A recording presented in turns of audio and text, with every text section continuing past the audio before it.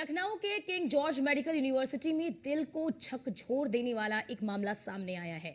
यहां एक मरीज इलाज के लिए डॉक्टरों से वेंटिलेटर की भीख मांगता रहा, लेकिन उसकी कमी ने ना सुनी, यानी कि उसकी किसी ने ना सुनी और नतीजा ये रहा कि वेंटिलेटर के अभाव में मरीज की मौत हो गई।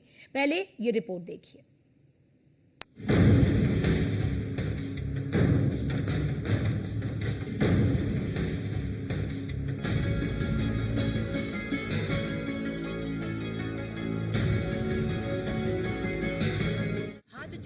ये शख्स डॉक्टर से वेंटिलेटर की भीख मांग रहा है। इशारों इशारों में कह रहा है, साहब मुझे सांस लेने में बहुत दिक्कत हो रही है, मुझे वेंटिलेटर मुहैया करा दीजिए। लेकिन ना कोई सुनने वाला है और ना इस मरीज के दर्द को समझने वाला। ये तस्वीरें यूपी के सबसे बड़े हॉस्पिटल लखनऊ के केजीएमयू की है।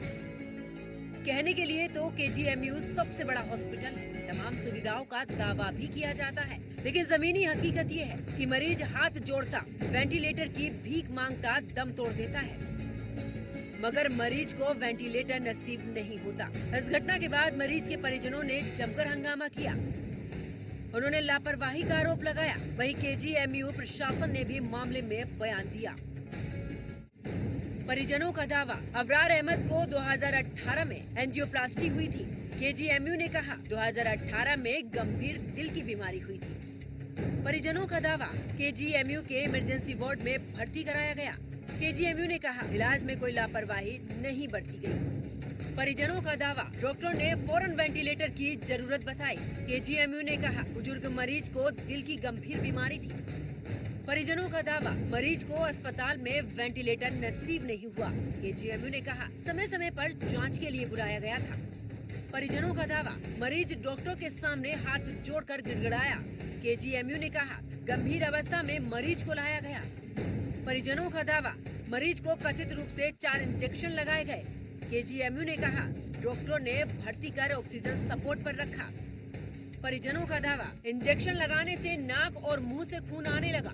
केजीएमयू ने कहा बदकिस्मती से आईसीयू वेंटिलेटर बेड भरे हुए थे। प्रदेश का सबसे बड़ा hospital king George medical university, जिसका लॉरी डिपार्टमेंट जो डेडिकेटेड है हृदय मरीजों के लिए, जहां पर हार्ट से जुड़ी हुई विभिन्न बीमारियों का इलाज होता है, और सरकार से लेकर स्वास्थ्य विभाग तक की कोशिश यही है कि यहाँ पर मरीजों को सभी व्यवस्थाएं मिले।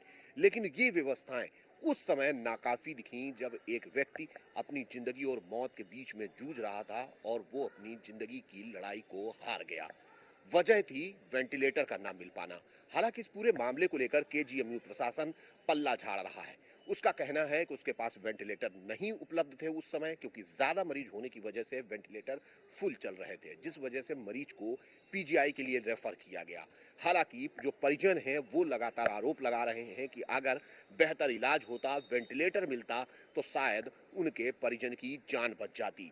हालांकि मरीज अपने अंतिम दौर में डॉक्टरों के हाथ जोड़ रहा था, जिसका वीडियो भी वायरल हुआ। पूरे मामले को लेकर जांच के आदेश हुए हैं, जिसको लेकर डिप्टी सीएम ब्रजेश पाठक ने केजीएमयू वीसी से अगले 4 दिनों में जांच रिपोर्ट मांगी है। और उत्तर प्रदेश के प्रमुख सचिव स्वास्थ्य ने भी निर्देश जारी किए हैं कि चाहे वो केजीएमयू हो, लोहिया संस्थान हो या फिर पीजीआई, सभी को अपने बेड्स, आपात सेवाओं, वेंटिलेटर्स की उपलब्धता और चिकित्सकों की व्यवस्था की जानकारी अपने नोटिस बोर्ड के साथ ही वेबसाइट पर भी देनी अनिवार्य होगी। मतलब साफ है कि आने वाले समय में अब मरीज ये जानकारी पा सकेंगे।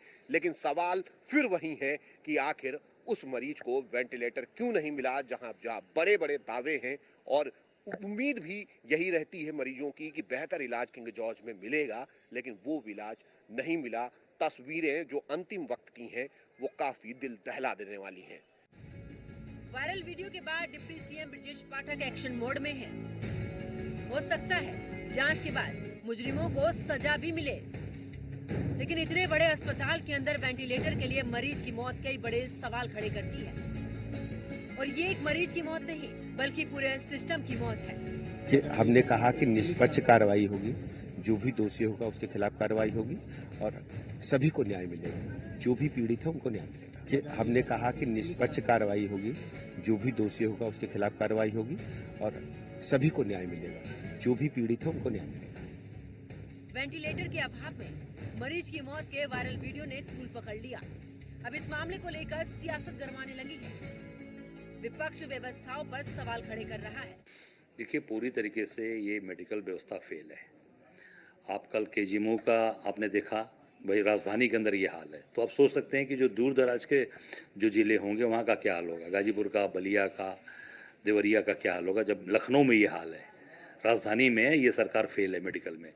और झांसी में भी ऐसी ही घटना घटी, वहाँ पर भी 10 बच्चे ऑन द स्पॉट जल के मरे, फिर 7 बच्चे बाद में मरे। तो ये पूरी सरकार केवल और केवल दिखावा कर रही है। और वहीं पर गए थे ब्रजेश पाठक जी जब चूने का छिड़काव हुआ था, ठीक है, चूने का छिड़काव करके वहाँ पर स्वागत उनका हुआ। पूरा मेडिकल कॉलेज पलक पावड़े बिछाकर उनका स्वागत कर रहा था। और थोड़े दिन पहले आपको ले चलूँगा, सांसद थे बांदा के भैरव मिश्रा जी, अपने बेटे का इलाज कराने केजीएम यहाँ पीजीआई ले आए थे और ब्रजेश पाठक जी से बात करके लाए थे और उनका बेटा तड़प कर पीजीआई मर गया, कोई इलाज नहीं हुआ। पूरी व्यवस्था फेल है। पूरी तरीके से जो मेडिकल व्यवस्था है चौपट हो चुकी है और केवल ये लोग फोटो खिंचवा रहे हैं। थोड़ी सी भी नैतिकता हो ब्रजेश पाठक जी में तो इस्तीफा दे के घर जाना चाहिए। खैर, डिप्टी सीएम ब्रजेश पाठक ने सख्त एक्शन की तो बात कही, लेकिन सवाल ये है कि क्या वायरल वीडियो से स्वास्थ्य सेवाओं की पोल खुल गई?